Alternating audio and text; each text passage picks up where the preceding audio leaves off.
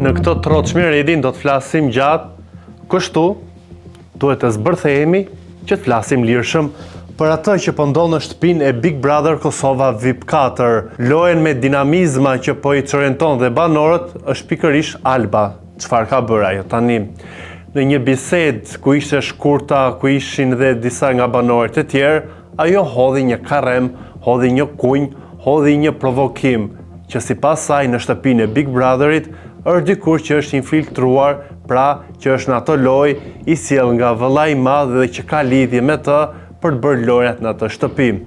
Alba u shpreh 99% e bindur që në atë shtëpi është dikush që ka ardhur me porosi nga vëllai i madh për të trazuar situata, për të bërë dinamika dhe sipas saj ajo e ka studiuar këto ditët e fundit dhe është i sigurt se nëse në Prime do t'i thuhet që të zbulojnë se kush është infiltruari, ajo do të thotë që do të nxjerrë emrin e atit ose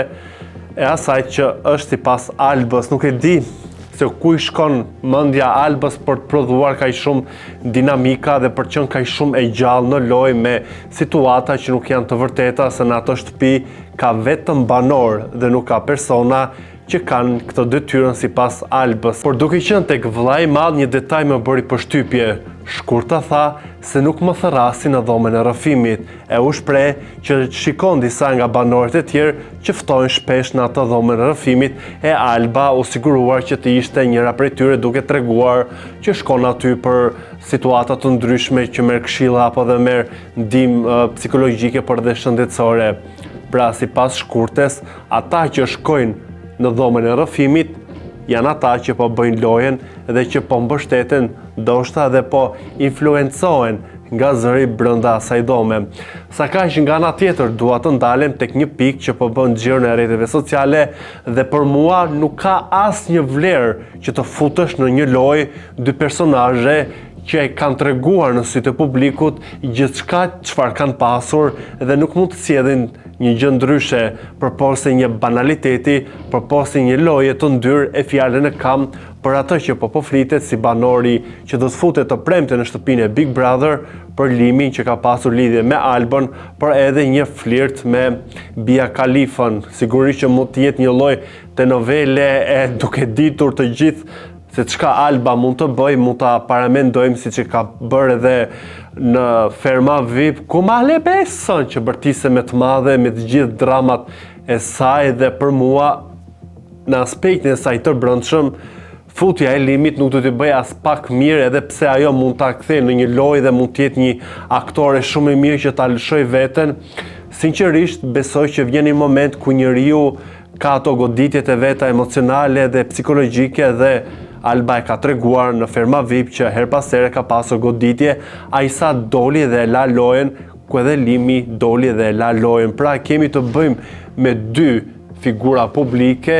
që kanë bërë gjithçka në një format e të jenë përsëri përballë njëri tjetrit në një nga formatet më të shikuara ku publiku kërkon një lloj vërtetësie dhe jo kësaj drame kaq shumë të lodhshme se do filloj Alba të flasi për filozofinë e dashurisë, të japi këshilla, më leje të thashe, do grinte ndoshta me Bian e do të shërentohet si personazh aty, do humbi fillin e logjikës dhe nuk është edhe nuk do të jetë kurrë një faktor i duhur për të përcjell edhe për të treguar tek publiku një Big Brother të shëndetshëm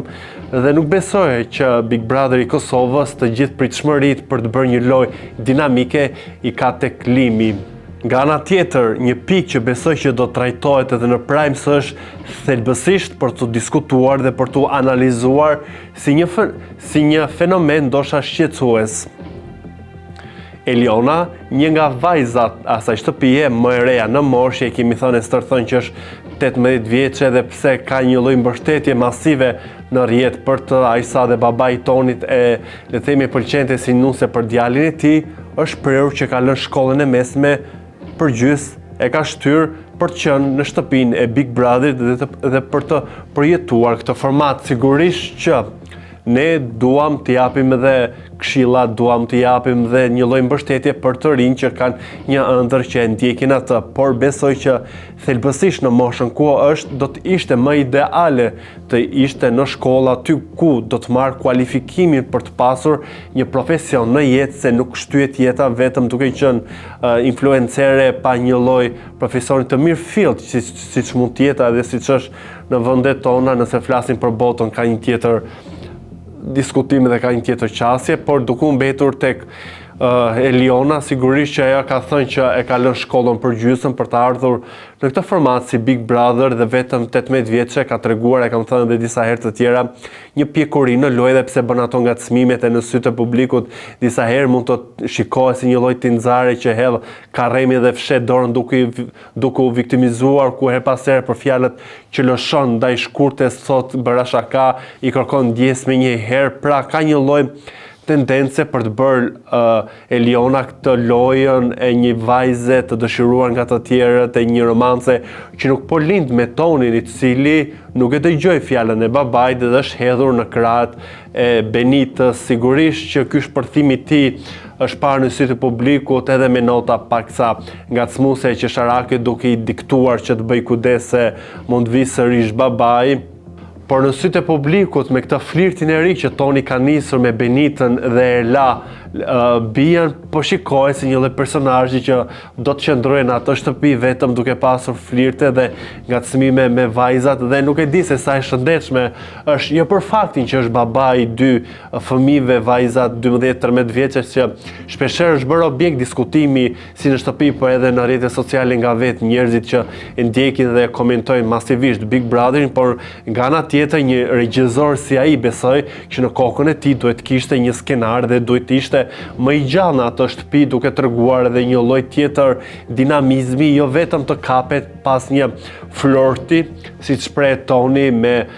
Bian, tani me Benitën, edhe dashurie e pamundur, ajo që po qarkullon në rrjet, ku ka një lloj interesimi, një lloj dashamirësie për ta parë me Elionën, dhe pse të dy janë shprehur që ka shi njëri tjetrin, shikohen vetëm si shok dhe asgjë më shumë. Një situatë që dua të komentoj dhe të jap mendimin tim, pasi më duket një lloj fasade e frikshme nga ajo çka ka thënë, nga ajo çka ka bërë dhe se si po prezantohet tani në publik. E kam fjalën për një bashkëbisedim që Edi kishte me Elionën, duke i treguar një ngjarje që ka ndodhur jashtë, pikërisht për banorin që ai e ka sulmuar më së shumti, ku kanë qenë bashkë në formatin tresh të Big Brother Kosovës. Fjalën e kam për Gjestin, nuk më duk as pak e fishme, nuk më duk as pak e nevojshme dhe as pak burrërore që ende në atë shtëpi nga Edi të flitet për Gjestin, ndërkohë që e dim se si kanë qenë gjërat brenda asaj shtëpie, por edhe jashtë gjithë ato përqeshjet apo dhe lojrat e pista që ka bërë Edi në kurrizë të Gjestit duke e lënduar. Por ajo që më bëri shumë përshtypje në këtë bisedën që Edi kishte me Elionën, duke i treguar për varrimin e vllait të ndjerë, duke u shprehur që njerëzit ishin aty me telefona duke filmuar çdo gjë, dhe sipas Edit kjo ishte një qasje shumë e gabuar që bën njerëzit aty, por Edi harron që ishte ai pikërisht që hodhi dhe një foto nga momenti i varrimit në varrezat e Por Edi harron që ishte aty dhe ka bërë një story pikërisht nga varrimi me foto duke shprehur ngushëllimet. Pra nuk më duket dhe nuk e shikoj sensin e asaj që kërkon Edi të përfitojë duke folur për Gjesin dhe duke treguar një lloj, le të themi, nuk e kuptoj të gjithë këtë narrativën të këtyre momenteve që Edi ka duke përmendur Gjesin, edhe pse tha një ishbanor këtu, pra nuk ka as guximin për t'ia përmendur emrin, nuk e kuptoj pse, por në sytë e publikut ju asiguroj që nuk del as pak një gjë e bukur, se të flasësh për diçka kaq delikate nuk besoj që tregon ndonjë lloj fistikërie e përpos kësaj asnjë lloj burrërie.